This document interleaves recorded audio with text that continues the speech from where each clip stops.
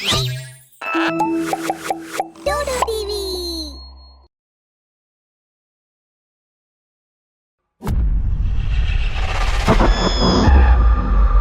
महज 2000 लोगों की आबादी वाला लालगंज एकदम जंगल के मुहाने पे था।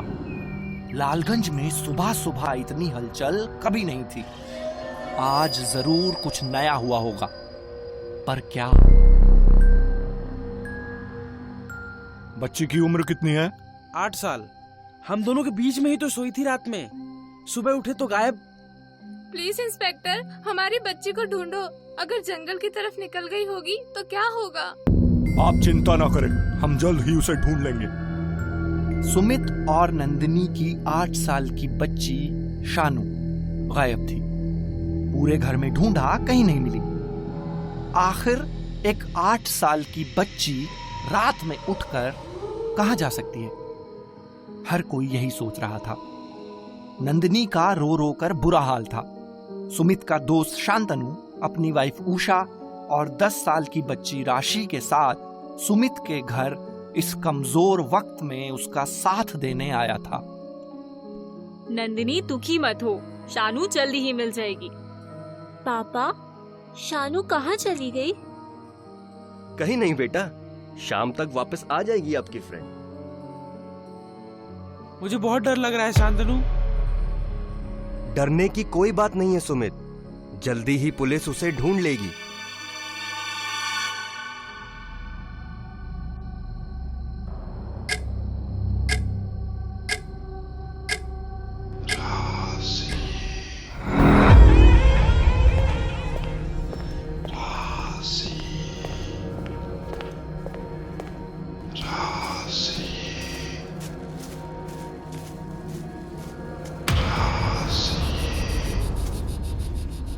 अपना दुख अपना होता है। इंसान बहुत अजीब किस्म का जानवर है। जब तक खुद पर न बीते पता नहीं चलता। जो हाल कल तक सुमित और नंदिनी का था, आज शांतनु और उषा उसी दुख और तकलीफ से गुजर रहे थे। पर ये क्या हुआ? वो कौन था जिसने राशि को बुलाया? और वो कहां चली गई? क्या वो कभी वापस नहीं आएगी? ये पहेली हर किसी की समझ से बाहर थी। आप मुझे राशि का एक फोटो दे दीजिए आइडेंटिफिकेशन के लिए। अपनी बच्ची के बिना मैं कैसे रहूंगी? टेंशन ना लो, मिल जाएगी हमारी बच्ची।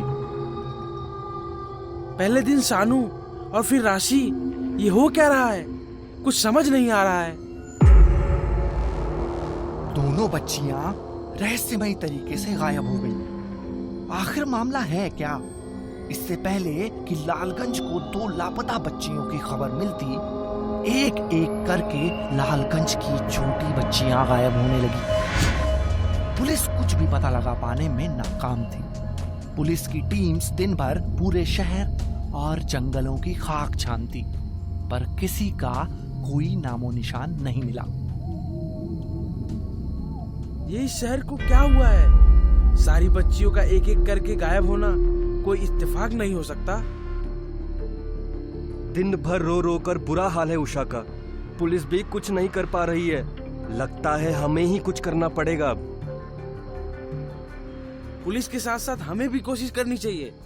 अगर इस घने जंगल में निकल गई होगी तो वापस रास्ता मिलना भी कितना मुश्किल होगा। हम लोग ही जंगल में सर्च करते हैं, वरना सोच सोच कर पागल हो जाएंगे। हाँ चलो। मैं भी चलूंगी। जंगल बहुत बड़ा है और हम सबको मिलके काम करना होगा।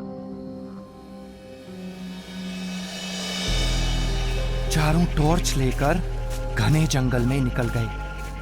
ज्यादा एरिया कवर कर पाए, इसीलिए सुमित और नंदिनी एक साथ थे और शांतनु और उषा एक साथ। पुलिस की सर्च पार्टी भी जंगल के दूसरी तरफ बच्चियों की तलाश कर रही थी। शानू, शानू बेटा, शानू! राशि बेटा, राशि! रात का अंधेरा अपने आप में ही इतना भयानक था। ऊपर से घना जंगल, बिल्कुल सन्नाटा। पापा पापा नंदिनी, सुना तुमने? हाँ, ये तो शानू की आवाज लग रही है। पापा दोनों आवाज का पीछा करते करते आगे बढ़े। पापा आवाज और पापा? तेज होने लगी। पापा शानू बेटा,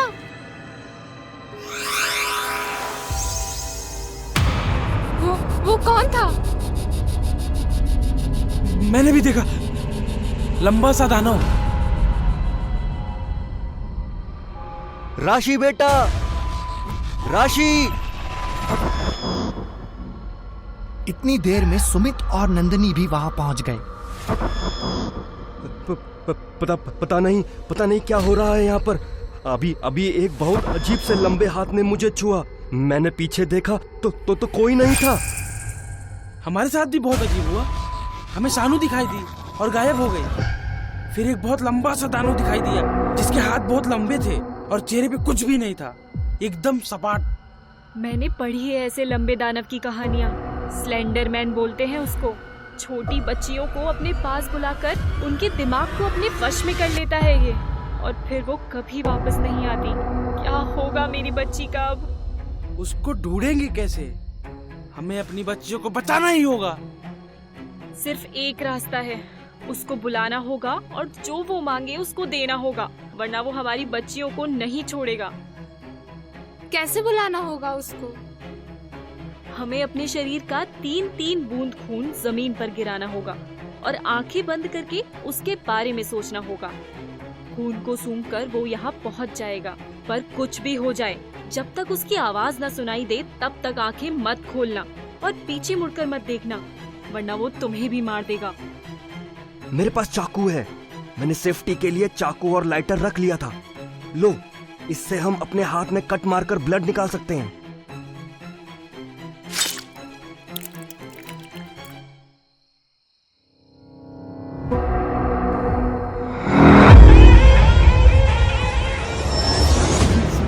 स्लेंडरमैन। यही था स्लेंडरमैन। इतना लंबा शरीर, इतने लंबे हाथ, इतना लंबा चेहरा, और चेहरे पे न आंखें, न नाक और न मुंह। बेहद डरावना और रहस्यमयी। पर अब सुमित का क्या होगा? उसने तो पीछे मुड़कर देख लिया।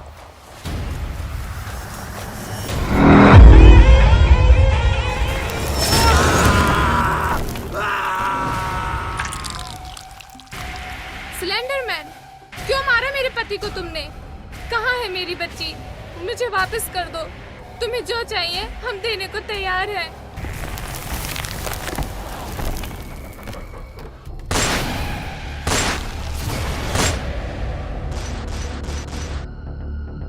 भागो यहाँ से। मौका पाकर उषा, नंदिनी और शांतनु वहां से निकल गए और घने जंगल में शानू और राशि को ढूंढने लगे। पुलिस वाले स्लेंडरमैन को रोकने की हर संभव कोशिश कर रहे थे।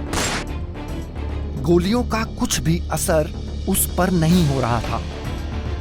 उसने अपने पीछे से नुकीली टांगें निकाली और एक पुलिस वाले के पेट में घुसा दी।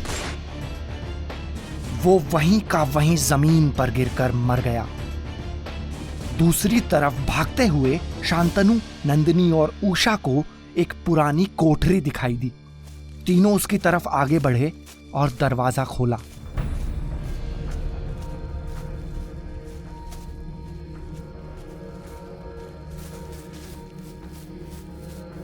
ठीक है ना मेरी बच्ची? हाँ मम्मी, बहुत डर लग रहा था यहाँ।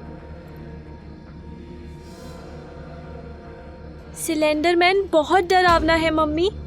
वो हमेशा अपनी बेटी की फोटो को देखकर रोता रहता है और फिर हमें डराता है अपनी डरावनी हंसी से। हाँ, उसी फोटो की वजह से उसको उसकी बेटी याद है जिसको गुस्से में उसने मार दिया था। अगर हम उस फोटो को जला देंगे तो उसका कर्ज भी खत्म हो जाएगा। तो वो फोटो कहाँ है?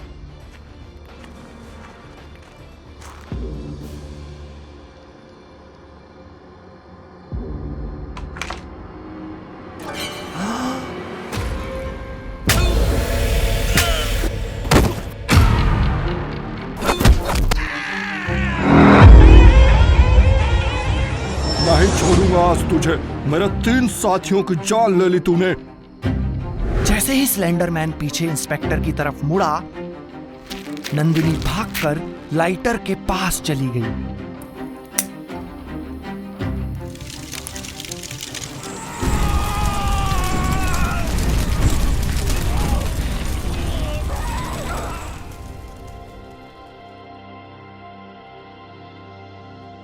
आप ठीक है ना? जी इंस्पेक्टर, मैं एकदम ठीक हूँ।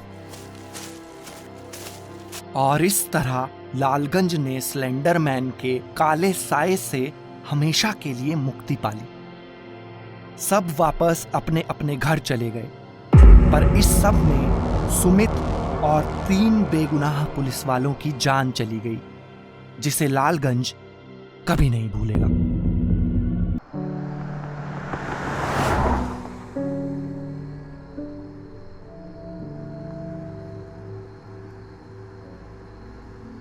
लग जा गले कि फिर ये हंसी रात हो ना हो।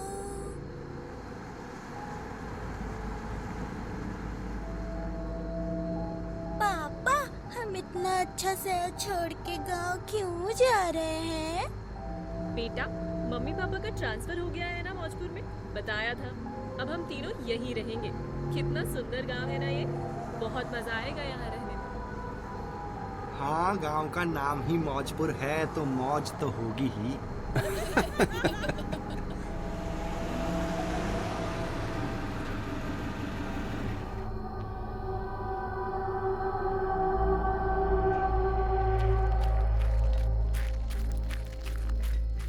अरे हमारा सरकार, आप आए बाहर आई। अरे बाहर नहीं, बाहर कंजर आदमी। Darling, I love you. सुंदर, गाड़ी से सामान निकाल लो सारा और कुछ बढ़िया खाने का इंतजाम करो, बड़ी भूख लगी है। कितना बड़ा घर है, वाव। पुराना भी है, शायद बहुत दिनों से कोई आया नहीं है यहाँ। बस एक कोई बात हम कहेंगे कि स्टोर रूम में ना जाए कोई भी, शापित है वो, उनको ना खोली कभी।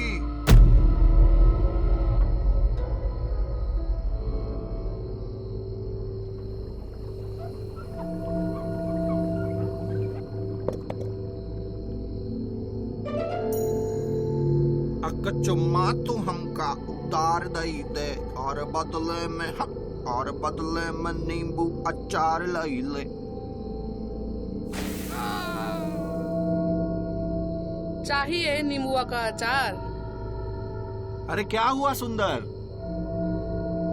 कछु नहीं सरकार, चूहा चढ़ गया था पैर पे। चूहे से डर गया।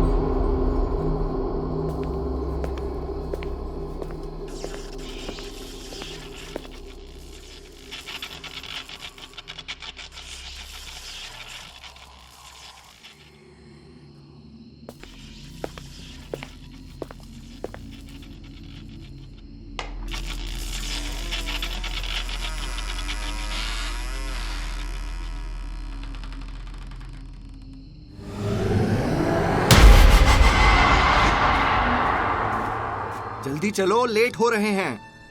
हाँ चल रही हूँ, रूही को बाय तो बोल देती हूँ। रूही बेटा, कहाँ हो तुम? रात इतनी तेज आंधी आई, सब बिखर गया, पूरा घर कबाड़ बन गया है। सुंदर, घर ठीक से साफ करना। बाय मम्मी, बाय पापा।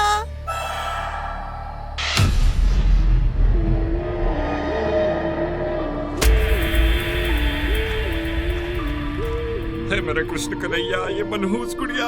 जय हनुमान ज्ञान गुण सागर, जय कपी सती लोक उजागर। मना किए थे आपको स्टोर रूम में जाने से।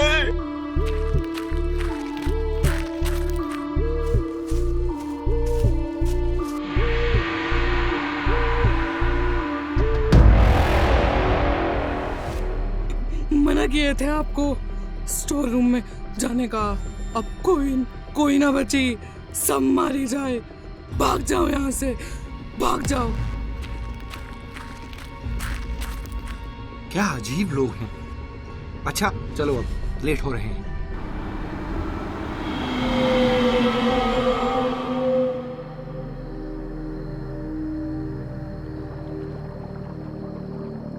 इंतहा हो गई इंतजार की, आई ना कुछ खबर रोटी अचार की। अरे आ रही हूँ बाबा। एक तो पूरा घर साफ किया आकर, इतनी थकान हो गई है क्या बताऊं।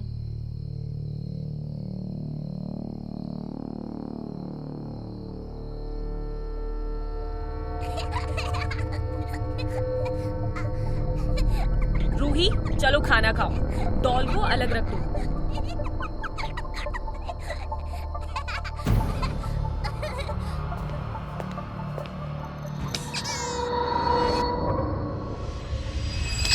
जब से आई हो बस इसी में लगी हुई हो, सच में मनहूस है ये।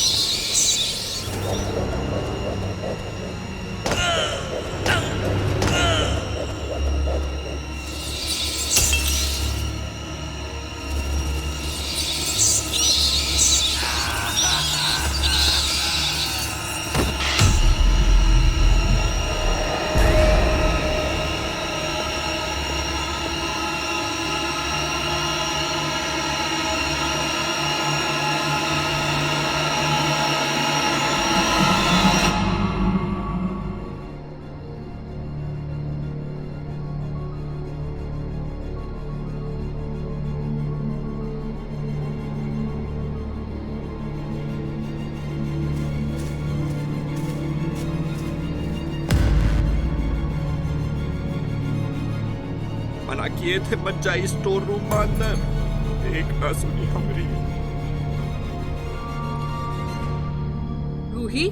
रूही बेटा उठो।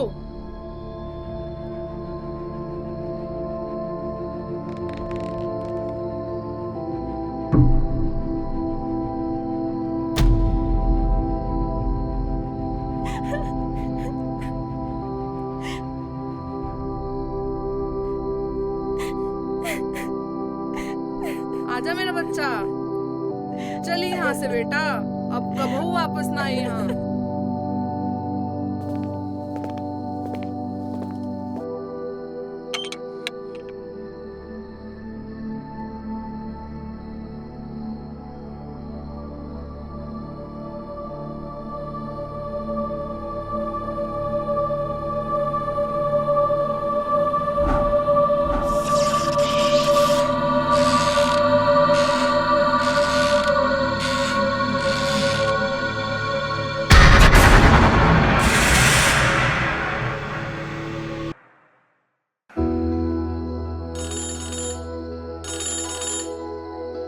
हाँ, मैं अभी आ रहा हूँ। तुम कहीं जाना मत, वहीं रहना। बस 10 मिनट में पहुँच गया मैं।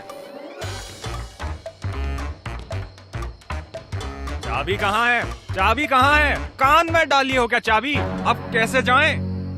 लीजिए, ये रही चाबी। अरे सुनिए, कहाँ जा रहे हो? कहाँ जा रहे हो? मयंक बिना कुछ बोले गाड़ी लेकर चला जाता है।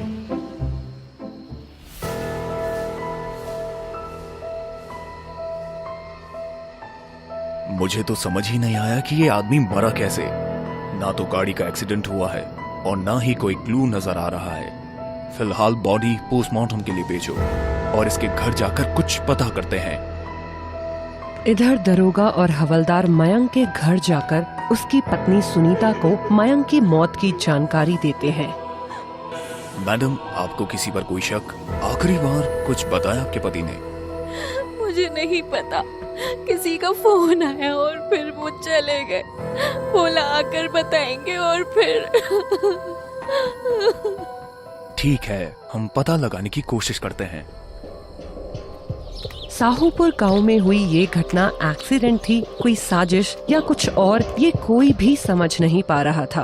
पुलिस अपनी जांच में लगी थी और सुनीता अपने पति को खो चुकी थी। मयंक की मौत के पीछे की कहानी अभी कोई नहीं जानता था और वो सब इस बात से भी अनजान थे कि ये सिर्फ शुरुआत है और आहट है उसके आने की। हेलो, कौन? दूसरी तरफ से लड़के की आवाज आती है। मैं वो जिसके सपने तुम रोज देखते हो, मैं वो जो तुम्हारे दिल की तन्हाई और तुम्हारी रातों के अकेलेपन को दूर कर सकती हूँ।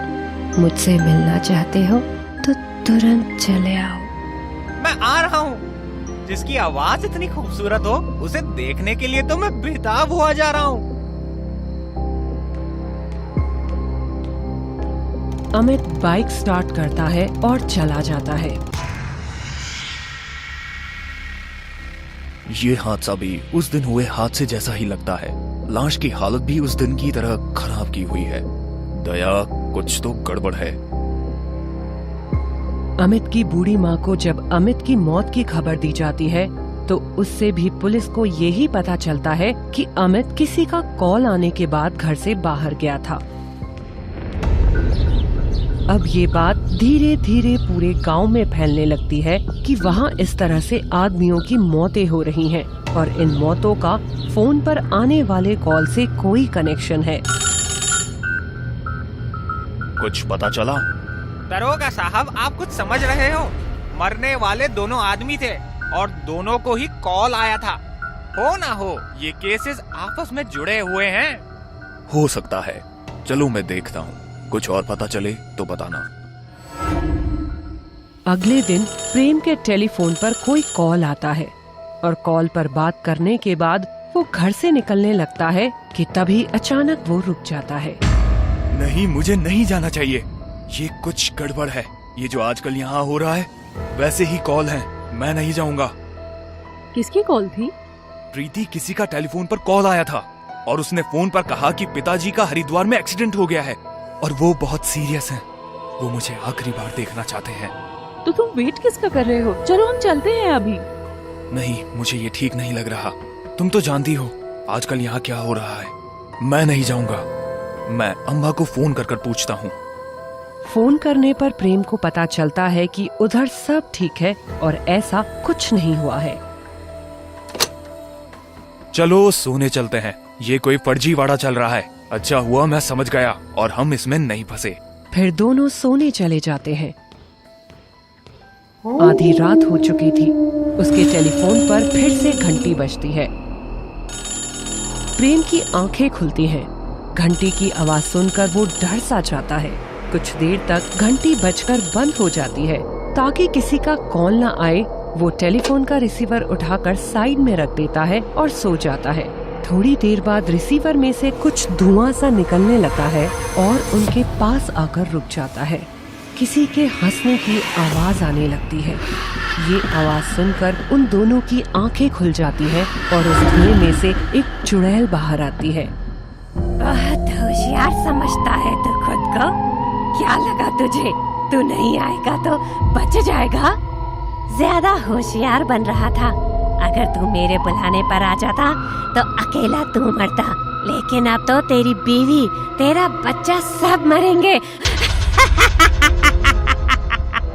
कितने दिनों से साहोपुर में ही हूँ और मैं अपनी भूख मिटा रही हूँ। ऐसे ही लड़कों को झूठे फोन कर अपने पास बुलाती हूँ, पर तू तो आया ही नहीं। चल मैं आ गई, अब तू मरेगा। ऐसा कहते ही चुड़ैल प्रेम को गर्दन से पकड़कर हवा में उठा देती है। प्लीज इन्हें छोड़ दो इन्हें। नहीं, अब तुम में से कोई नहीं बचेगा। भगवान के लिए छोड़ दो, मैं तुम्हारे आगे हाथ जोड़ती हूँ। क्यों प्रेम, मैंने भी तुम लोगों से ऐसे ही भीख मांगी थी, लेकिन तुम लोग नहीं माने। याद करो। पूजा तुम? हाँ पूजा, वही पूजा जिसको तुम लोग फोन करके तंग किया करते थे। क्या बोलते थे? हमारा अकेलापन दूर कर दो। मैं तुमसे भीख मांगती थी कि मुझे फोन मत किया करो। तुम लोगों से तंग होकर मैंने अपनी जान दे दी। वो दो तो मर गए, अब तेरा नंबर है। प्रीति चुड़ैल को रोकने के लिए उसके पास आती है। चुड़ैल प्रीति को जोर से धक्का देती है और वो दूर जाकर गिरती है। प्रीति मंदिर के पास गिरती है। इधर चुड़ैल प्रेम को पकड़े हुए है। तू तो गया अब। वैसे तो मैं सिर्फ लड़कों को ही अपना शिकार बना रही हूँ, पर सोच रही हूँ तेरे घर आई हूँ तो फैमिली पार्टी ही कर लूँ। चुड़ैल प्रेम को मारने वाली ही होती है कि तभी प्रीति मंदिर से गंगा जल लाकर चुड़ैल पर छिड़क देती है। अरे ये क्या डाल दिया मेरे ऊपर?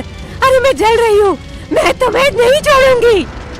ऐसा कहते हुए चुड़ैल जलने लगती है और वहाँ से गायब हो जाती है। प्रेम अपने किए पर शर्मिंदा था और प्रीति से वो अपनी इस हरकत के लिए माफी भी मांगता है। इस घटना को हुए कुछ दिन बीत जाते हैं और सब कुछ सामान्य हो जाता है, लेकिन अचानक एक दिन फोन की घंटी बजती है। अगर अपना अकेलापन दूर करना चाहते हो, अपनी रातों को रंगीन बनाना चाहते हो, तो चले आओ मेरे पास, चले आओ।